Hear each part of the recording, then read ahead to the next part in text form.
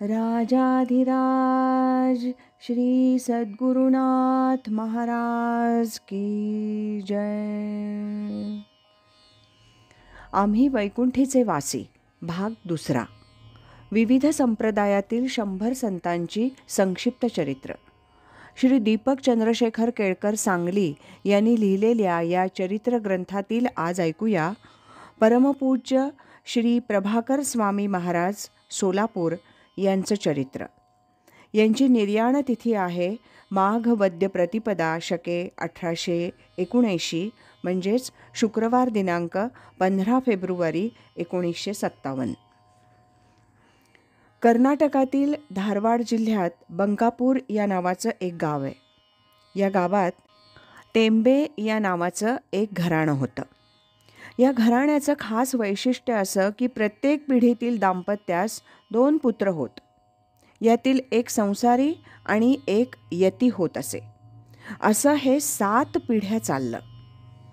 अशा या घराण्यात श्री विठ्ठलपंत टेंबे हे सद्गृहस्थ होते. हे संसारी होते आणि त्यांचे बंधू यती होते. श्री विठ्ठलपंत यांचा स्वभाव अत्यंत कडक आणि करारी होता. ते न्यायनिष्ठूर होते. त्यांच्या पत्नीचं नाव सौ तुळसाबाई. याही घरकामात कुशल होत्या. अशा या दाम्पत्यास बरीच वर्ष मूलबाळ नव्हतं. त्यामुळे ते दाम्पत्य बऱ्याचदा चिंतेत असायचं. श्री विठ्ठलपंत हे सूर्योपासना करीत. ती त्यांनी अधिक वाढवली. तसंच ते लक्ष्मी स्तोत्राचा नित्य पाठ करीत. असं विठ्ठलपंतांनी 25 वर्ष तपाचरण केलं आणि एक दिवस साक्षात सूर्यनारायण त्यांच्या पुढे प्रकट झाले आणि त्यांना वर दिला. अरे, तुला 2 पुत्र होतील. त्यातील एक प्रापंचिक राजयोगी तर दुसरा यती बनून कुळाचा आणि जगाचा उद्धार करील. या वराप्रमाणे श्री विठ्ठलपंतांना यथावकाश एक पुत्र प्राप्त झाला. त्याचं नाव त्यांनी दिवाकर ठेवलं आणि काही कालावधीनं दुसरं पुत्ररत्न झालं. त्याचं नाव त्यांनी प्रभाकर असं ठेवलं. हे प्रभाकर म्हणजेच आमचे श्री प्रभाकर स्वामी महाराज हे होत. श्री प्रभाकर महाराजांची मातृभाषा कानडी होती. त्यांना लहानपणी शाळेत घालण्यात आलं, परंतु शालेय शिक्षणाकडे महाराजांचं फारसं लक्ष नव्हतं. श्री प्रभाकर महाराज हे लहानपणापासूनच पूजा अर्चा करणं, स्तोत्र म्हणणं इत्यादीतच रमत असत. गायत्री मंत्रावर त्यांचा अधिक भर होता. शाळेला जातानासुद्धा ते रस्त्यानं गायत्री मंत्र म्हणत जात. मुंजीचं वय झाल्यावर त्यांची मुंज करण्यात आली. याच सुमारास महाराज शाळेत असतानाच एक विभूती त्यांच्यासमोर प्रकट झाली आणि तिनं महाराजांना याप्रमाणे हवेतच मंत्र लिहून दाखवले आणि सांगितलं की ओम श्रीमन महारामाय हा मंत्र म्हणशील तर श्रीरामाचं माणसासारखं प्रत्यक्ष दर्शन होईल. ओम श्रीमन महानारायणाय हा मंत्र म्हणशील तर जगाची कर्म करण्याकरता याचा उपयोग होईल. आणि ओम ओम ओम श्री महालक्ष्म्यै नमः हा मंत्र म्हणशील तर अन्न वस्त्र निवारा आणि खर्चाची सोय होईल. याप्रमाणे मंत्र मिळाल्यावर महाराजांनी त्या मंत्राचा जप सुरू केला आणि साधना सुरू केली. श्री प्रभाकर महाराजांच्या व्यवहारात आणि अभ्यासातही लक्ष नसल्यानं एक दिवस त्यांचे थोरले बंधू श्री दिवाकर त्यांना काही कडक शब्दात बोलले. हे ऐकून श्री प्रभाकर महाराज त्या दिवसापासून घराबाहेर पडले. ते परत घरी गेले नाहीत. श्री प्रभाकर महाराज घरातून बाहेर पडल्यावर ते विजापूर इथं आले. तिथल्या श्री कुलोपाध्याय म्हणून सत्पुरुषांच्या घरी आले. त्यांना घडलेली हकीकत सांगितली. तेव्हा त्यांनी सांगितलं की तू ब्रह्मचारी असल्यानं मारुतीची उपासना करीत जा.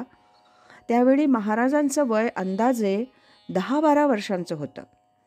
विजापुरात लंगरबावडी म्हणून भाग आहे. तिथल्या पाण्यात उभं राहून त्यांनी श्री मारुतीरायांचं अनुष्ठान करण्यास सुरुवात केली. सकाळी अनुष्ठान करायचं, दुपारी माधुकरी मागून नैवेद्य दाखवून अन्नग्रहण करायचं असा त्यांचा दिनक्रम सुरू होता. अशी त्यांची कठोर साधना म्हणजे अनुष्ठान पाहून महाराज पाण्यात उभे असतानाच त्यांच्या समोर प्रत्यक्ष मारुतीराय प्रकट झाले आणि त्यांनी याप्रमाणे उपदेश केला. अरे, प्रभू भेटण्याचा हा मार्ग नव्हे. जोरापूर पेठेत श्री गुरु बसय्या स्वामी आहेत. त्यांच्याबरोबर श्री दत्त महाराज हे नेहमी हजर असतात. त्यांची सेवा कर. जातीगोतीचा अभिमान धरू नकोस. हा दृष्टांत झाल्यावर श्री प्रभाकर महाराज तात्काळ विजापूर इथल्या जोरापूर पेठेत गेले. तिथं श्री बसय्या स्वामी बसलेले होते. त्यांना महाराजांनी साष्टांग नमस्कार घातला आणि त्यांच्या सेवेत राहिले.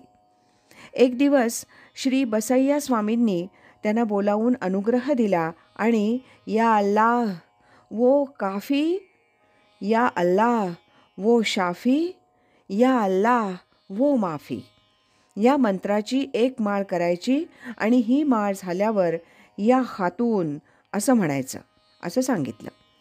श्री प्रभाकर महाराज हे जातीनं ब्राह्मण, श्री बसय्या स्वामी लिंगायत आणि मंत्र मुसलमानी हे सगळंच अतर्क्य होतं.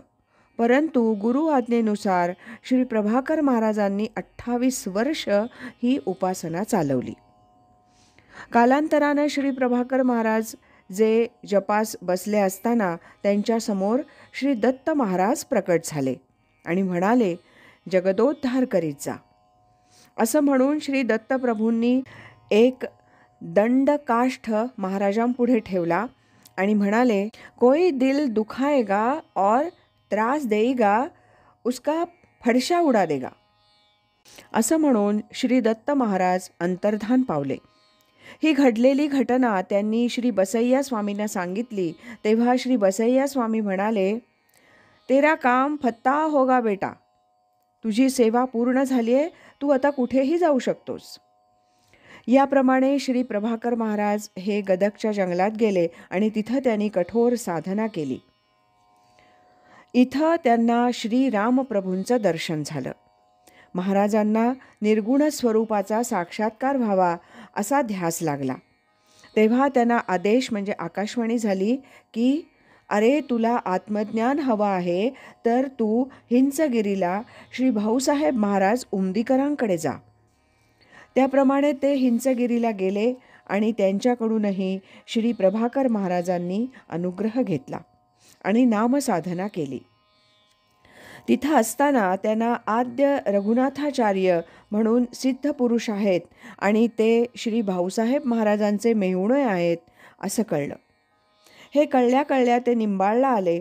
श्री रघुनाथाचार्यांची भेट झाल्यावर दर्शन घेतलं आणि तिथंच थोडे दिवस राहिले. श्री रघुनाथाचार्य हे रात्री साधनेला बसायचे. ते साधनेला बसल्यावर आसनासहित वर जाऊन आढ्याला टेकायचे आणि परत खाली यायचे. असा त्यांचा रात्रभर साधनाभ्यास चालायचा. हे श्री प्रभाकर महाराजांनी पाहिलं आणि त्यांच्याबद्दल निष्ठा अधिक घट्ट झाली. श्री भाऊसाहेब महाराजांनी त्यांची झालेली सेवा बघून त्यांना तू उत्तरेकडे जा असा आदेश दिला. त्याप्रमाणे त्यांनी हिंचगिरी सोडली आणि ते उत्तरेकडे निघाले. भ्रमण करीत करीत ते सांगली जिल्ह्यातील चिंचणी इथल्या श्री तिकोटेकर स्वामी महाराजांकडे आले. श्री प्रभाकर महाराजांनी श्री तिकोटेकर महाराजांचा अनुग्रह घेतला आणि आत्मज्ञानाचा अभ्यास सुरू केला.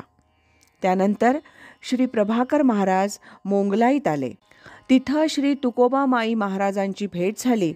त्यांच्याबरोबर महाराजांनी बराच काळ घालवला. त्यांच्यावरही प्रभाकर महाराजांची भक्ती आणि श्रद्धा होती. याप्रमाणेच श्री प्रभाकर महाराजांची नगर जिल्ह्यातील कर्जत गावातील श्री गोधड स्वामी महाराजांवर निष्ठा होती. ते प्रत्येक वर्षी चैत्र आणि श्रावण महिन्यात या महाराजांच्या स्थानी जाऊन त्यांची सेवा करीत असत. याप्रमाणे ते वाई, पुणे, हुमणाबाद, गाणगापूर वगैरे करून सोलापुरात आले. सोलापुरात आल्यावर ते रामफुलारी या गृहस्थाकडे जवळजवळ 15 वर्ष राहिले. या ठिकाणी राहून महाराजांनी बऱ्याच लीला केल्या. श्री प्रभाकर महाराज हे अनुग्रह देऊ लागले. त्यांचे अनेक शिष्य झाले. अनेक भक्तजनांना भवरोगातून मुक्त केलं आणि शिष्यांना दत्तप्रभू, रामप्रभू यांची सेवा करण्यास सांगितलं. साधारणपणे 90-95 वय झाल्यावर महाराजांचं शरीर गलित गात्र झालं होतं. अशक्तपणा आला होता. महाराजांनी शेवटी ओम श्रीमन महारामाय या मंत्राचा जप सुरू केला. हा मंत्र त्यांना लहानपणीच मिळाला होता. जप सुरू असताना त्यांची वाचा बंद पडली. वाचा बंद पडली आहे म्हटल्यावर त्यांनी भ्रूमध्याकडे दृष्टी स्थिर केली आणि श्वासावर नाम घ्यायला सुरुवात केली. शेवटी माघ वद्य प्रतिपदा शके 1879 म्हणजेच शुक्रवार दिनांक 15 फेब्रुवारी 1957 या दिवशी रात्री 11:15 वाजता श्री प्रभाकर महाराजांनी देह ठेवला. आपण ऐकलत परमपूज्य श्री प्रभाकर स्वामी महाराज सोलापूर यांचं चरित्र. राजाधिराज श्री सद्गुरुनाथ महाराज की जय.